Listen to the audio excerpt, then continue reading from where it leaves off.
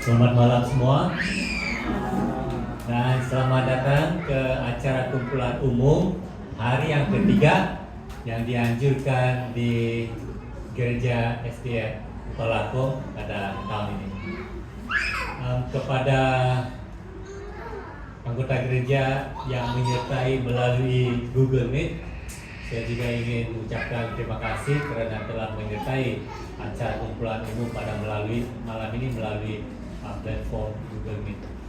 Baik, sebelum saya teruskan, mari kita imbas kembali hari pertama dan hari yang kedua.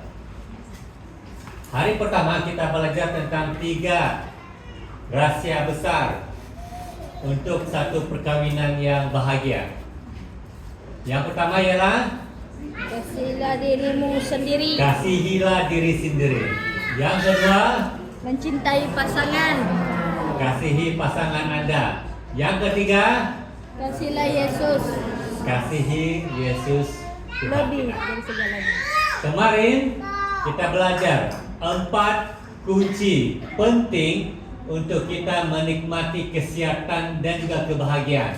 Yang pertama ialah Makanlah dengan benar. makanlah dengan benar. Yang kedua, Minumlah dengan benar. minumlah dengan benar. Ketiga, Bernafaslah dengan benar. bernafaslah dengan benar. Dan yang keempat, Berfikirlah dengan benar. berpikirlah dengan benar. Hari ketiga kita akan belajar tentang 10 hal. Tidak mau bekerja sama ini saya punya.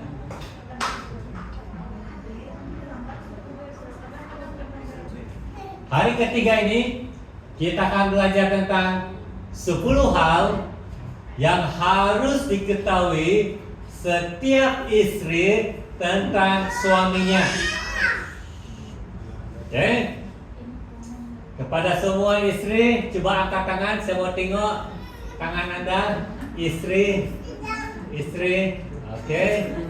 Ataupun saya boleh katakan perempuan yang suatu hari nanti Anda akan berkahwin dengan seorang lelaki.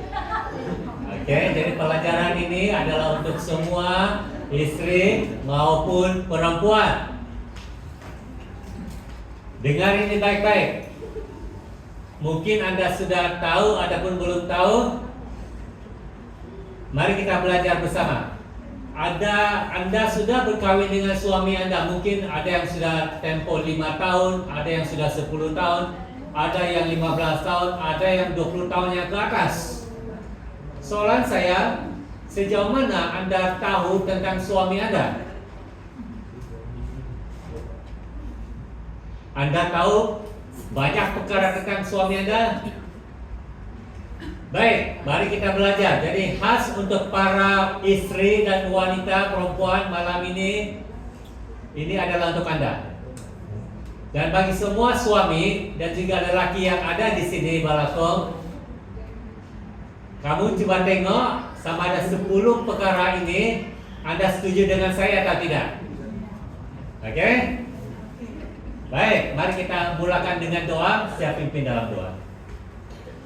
Tuhan Bapa kami di surga, pada malam ini kami siap untuk mempelajari satu lagi topik, 10 hal yang harus diketahui oleh setiap istri tentang suaminya. Kami berdoa agar Roh Kudus Tuhan memberkati ruangan kebaktian kami pada malam ini.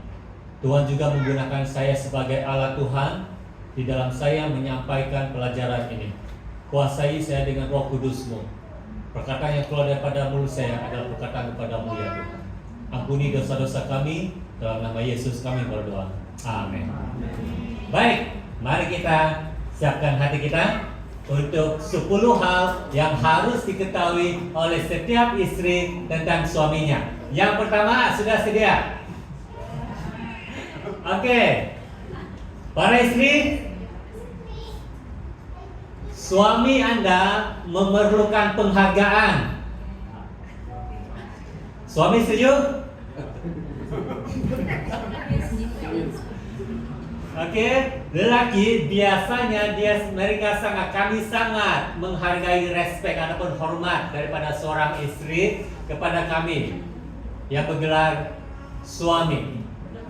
Jadi sebagai seorang suami, kami, biar saya gunakan perkataan kami ya, kami suami, kami rasa dihormati kalau para istri kami menghargai apa yang kami buat, segala usaha kami, segala tindakan kami, segala keputusan kami, apapun yang kami buat, walaupun kecil, kami inginkan agar istri boleh menghargai kami.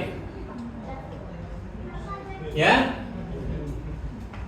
Dan apabila istri memberi hormat kepada suami dan apabila istri memberi penghargaan kepada suami, itu boleh memberi satu dorongan yang besar kepada para suami.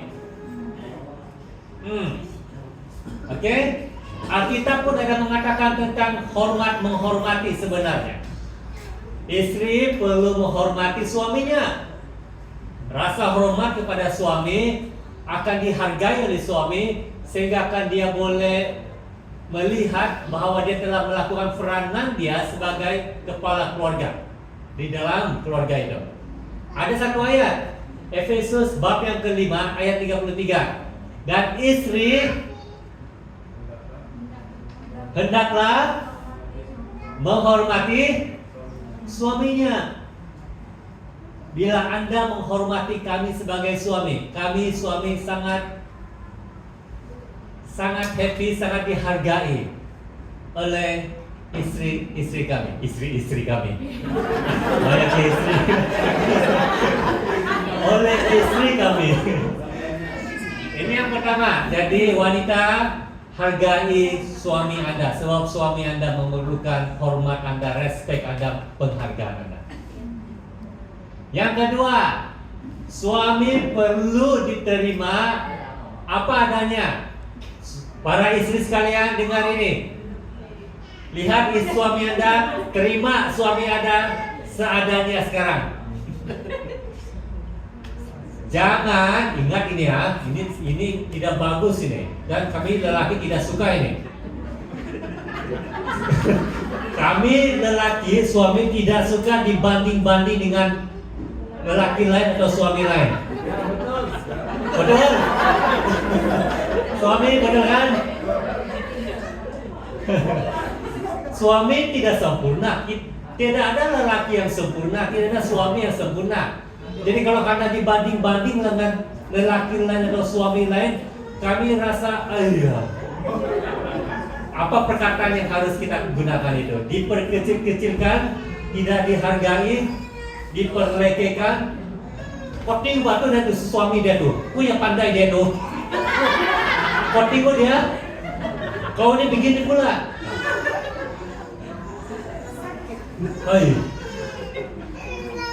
Jangan pandai-pandai kasih banding.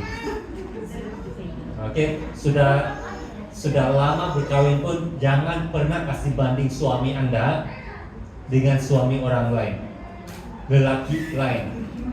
Tidak bagus itu. Kami rasa sakit hati, kecewa.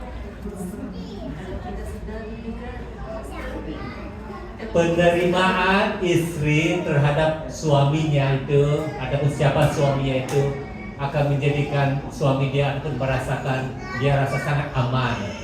Dia boleh menjadi diri dia yakin dengan diri dia diterima oleh istrinya. Kasih sejati tidak menuntut kesempurnaan, tetapi menerima dengan sabar, dengan lemah lembut.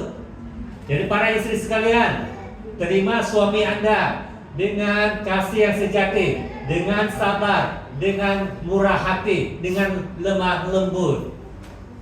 Jangan kasih banding suami Anda dengan suami orang lain. Kan?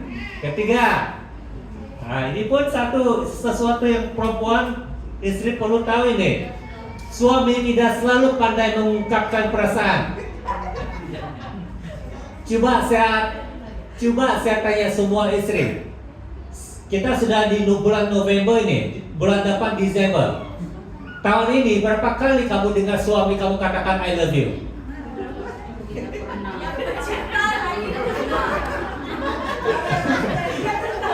Tahun ini saja. Berapa kali? Baru yang hari Isnin. Sebab saya suruh kamu. Lelaki ataupun suami kami, sebab kami ini tidak pandai berkata-kata, mengungkapkan perasaan kami. I love you, saya sayang kamu, saya mencintai kamu. Kami punya cara lain. Istri kami punya cara lain.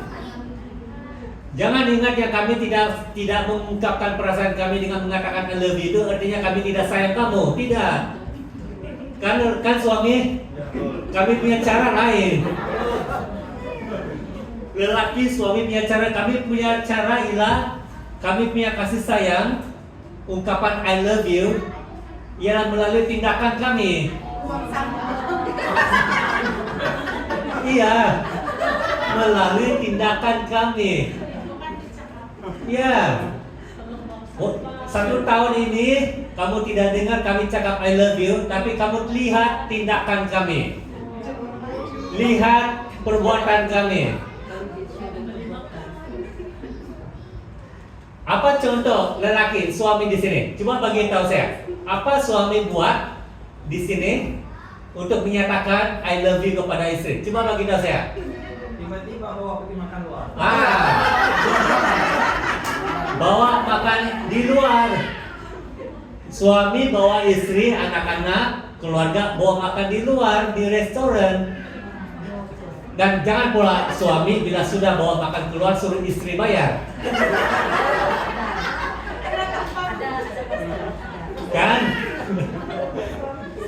Jadi bawa istri makan. Saya tidak tahu berapa kerak, tapi itu cara kami lah. Suami menyatakan kasih sayang kami dalam bentuk yang nyata, yang dalam bentuk tindakan perbuatan. Apalagi selain daripada bawa makan. Suami, apa yang Anda buat? Bagi duit. Iya. Bagi duit kepada istri dengan hati yang rela, bukan karena dipaksa, tetapi saya mengasihi kamu, I love you, ini duit untuk kamu. Apalagi selain daripada bawa pergi makan, bagi duit, apalagi? Tolong masak. Kalau istri saya ada di Google Meet, saya mau bagi tahu, saya selalu masak.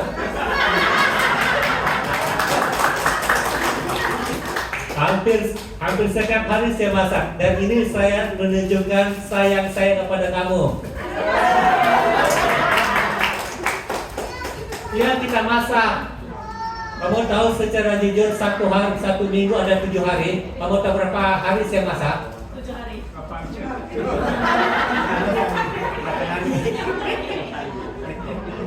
At least 5 hari 1 minggu itu saya masak. Untuk istri. Saya lihat istri saya kamu kerja 8-5. Jadi bila kamu balik kamu penat, jadi saya masaklah. Oke?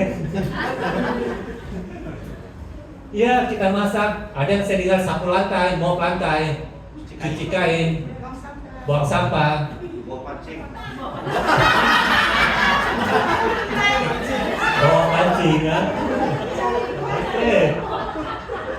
Jadi ini dia, para wanita, ada pun perempuan, ada pun istri, dengar ini baik-baik. Kami lelaki, kami suami, kami tidak selalu mengatakan I love you, tetapi itu tidak menandakan ataupun tidak berarti kami tidak sayang.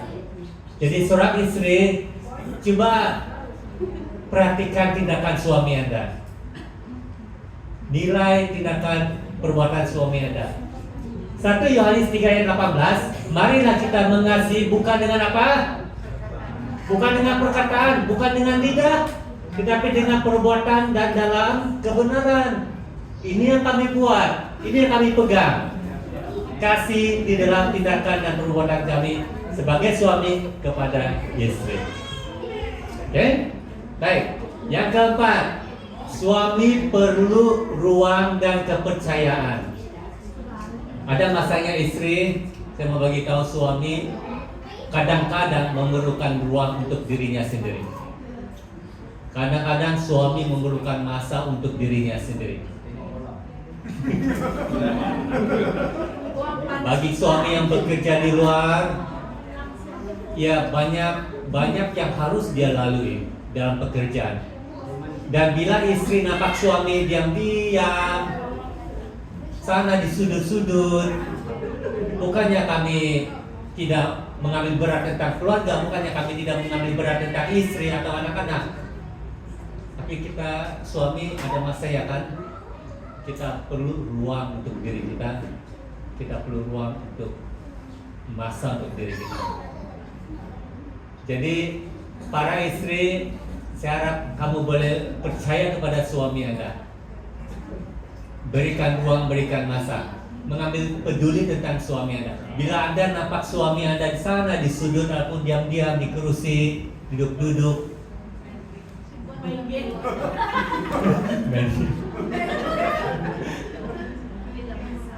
coba para istri buat sesuatu.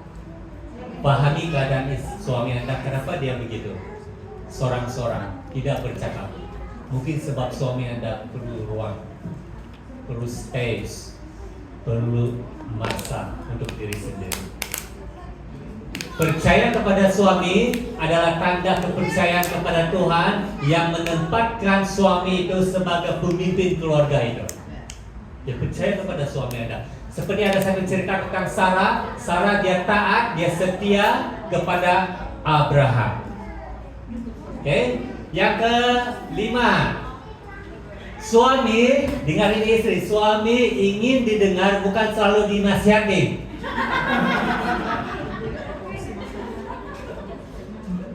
Saya mau bagi tahu nih para wanita, perempuan, istri. Alkitab ada mengatakan Tuhan bagi kita, Tuhan cipta manusia dengan berapa telinga? 2 dan berapa mulut? 1. Coba bayangkan kalau suami itu balik rumah asalkan masa habis bekerja, penat bekerja, tekanan kerja. Bila dia balik kerja, papa.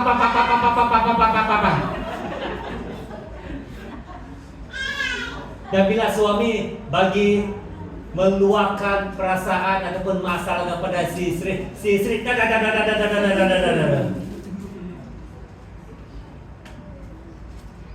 suami, kami mau didengar.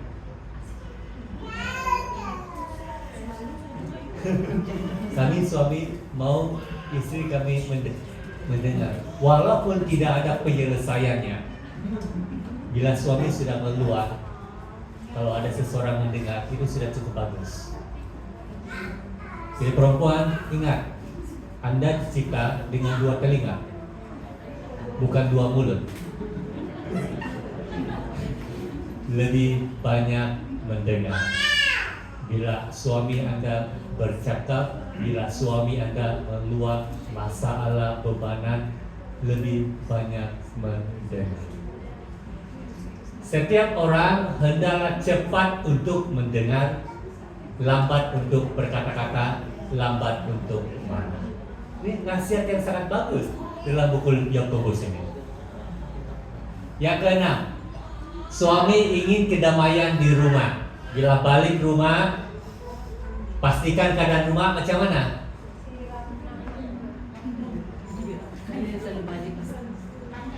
Macam mana keadaan rumah bila suami sudah balik?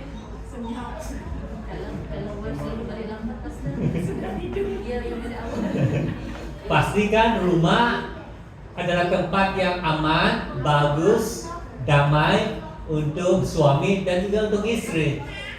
Kalau suami sudah penat bekerja memandu traffic jam, sudah tekanan di traffic jam, bila balik rumah tekanan lagi di keadaan rumah yang tidak kemas, yang tidak bersih,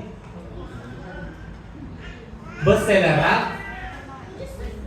Jadi istri, kalau boleh, saya tahu ada istri yang bekerja, saya boleh paham itu.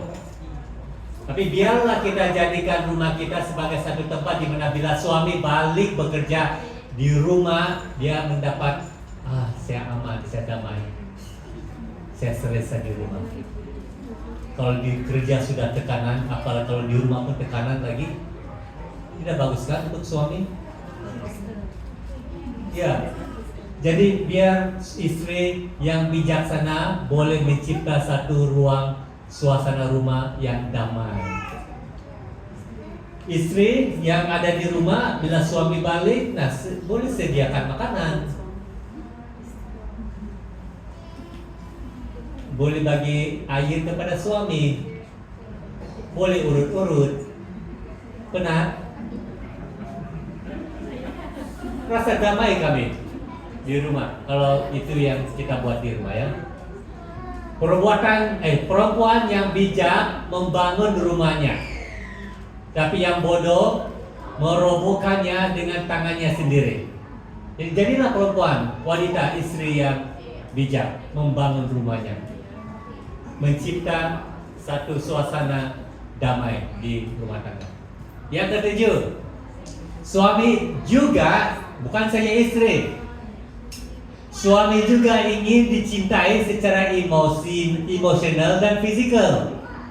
Kita ingat, perempuan saja mau secara emosional, secara fisikal.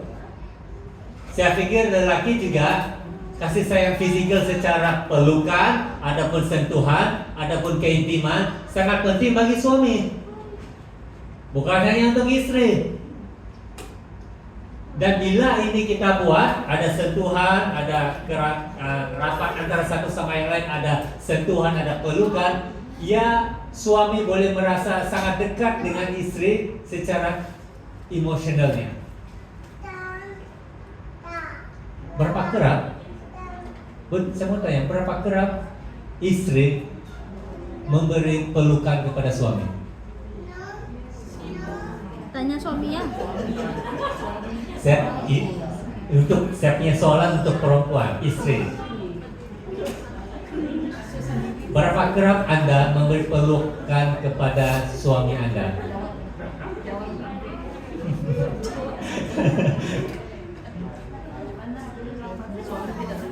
Saya mau beritahu, lelaki juga ingin dicintai secara emosional dan juga fisikal. Jadi para istri sekalian, ambil inisiatif, jangan malu-malu. Dapat nampak suami, peluk suami, sentuh suami Anda, berjabat tangan dengan suami Anda. Hendaklah suami memenuhi kewajibannya terhadap istrinya, demikian pula istri terhadap suaminya. Sama, lelaki suami kepada istri, istri kepada suami dari segi sentuhan, pelukan emosional dan juga fisikal. Yang ke-8, suami perlu dukungan dan dorongan. Bila seorang istri menunjukkan keyakinan terhadap suaminya, suami itu dia merasa yang dia boleh menaklukkan atau dia menakluki dunia ini. Oh. Kalau seorang istri menunjukkan keyakinan, kepercayaan kepada suami, seorang suami dia pikir yang dia boleh merasa yang dia sangat besar, dia boleh menakluki seluruh dunia ini, bumi ini. Betapa besarnya pengaruh seorang istri kepada suami. Bila dia dekat, bila dia menghargai, bila dia memberi sokongan dan dorongan kepada suami. Istri adalah sumber semangat utama suami. Betul suami? Siapa lagi yang mau bagi semangat kepada suami kalau bukan istri? Kan istri orang lain. Jadi istri ada peranan yang sangat penting untuk bagi semangat, untuk memberi kekuatan, dorongan, sokongan buat suami Anda. Hati suaminya percaya kepadanya, ia berbuat baik terhadap suaminya dan tidak membuat jahat sepanjang umurnya. Gunakan kata-kata yang positif, tindakan yang positif, sentuhan yang positif terhadap suami Anda. Baik, wanita, istri. Yang ke-9, suami menghargai istri yang bersyukur. Oke? Jangan banyak komplain. Bersyukur. Kami suami bila istri bersyukur, kami sangat menghargai itu. Sikap bersyukur membuat suasana rumah lebih damai, lebih aman. Lelaki biasanya lebih terbuka dan lembut terhadap istri yang menunjukkan rasa terima kasih atas hal-hal kecil yang dia buat. Kalau si suami basuh pinggang, istri katakanlah apa? Itu tanggung jawab kamu, bilang.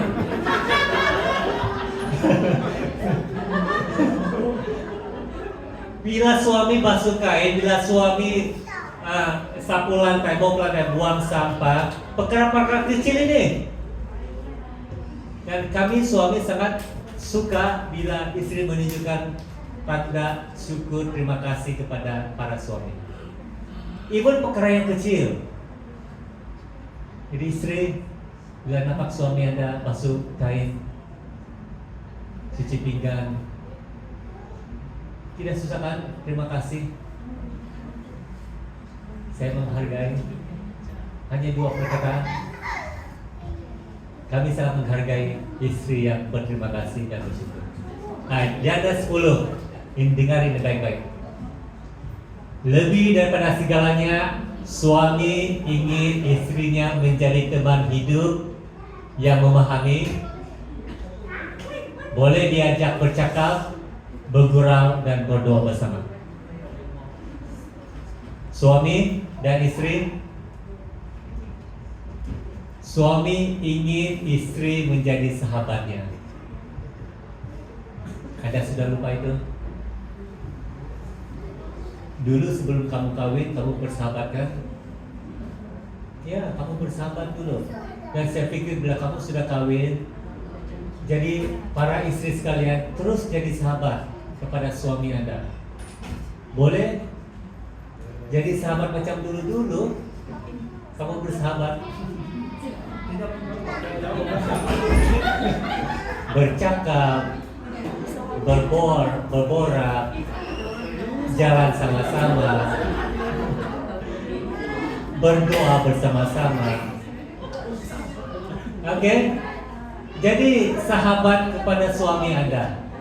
Pernikahan dirancang sebagai persatuan 2 sahabat, 2 individu yang pada mulanya menjadi sahabat, kemudian telah disatukan sebagai suami dan istri. Dan saya pikir persahabatan itu harus diteruskan sampai bila-bila. Jadi para istri sekalian, jadilah sahabat kepada untuk suami Anda. Tidak baik kalau manusia itu seorang diri saja. Tuhan nampak Adam seorang diri. Tidak baik Tuhan katakan. Lalu Tuhan katakan saya akan mencipta seorang perempuan yang sepadan dengan dia, supaya perempuan ini boleh menjadi penolong bagi suami itu, lelaki. Jadi nasihat pelajaran ini untuk kita semua para wanita, perempuan, istri yang ke-10, jadilah sabar untuk suami Anda.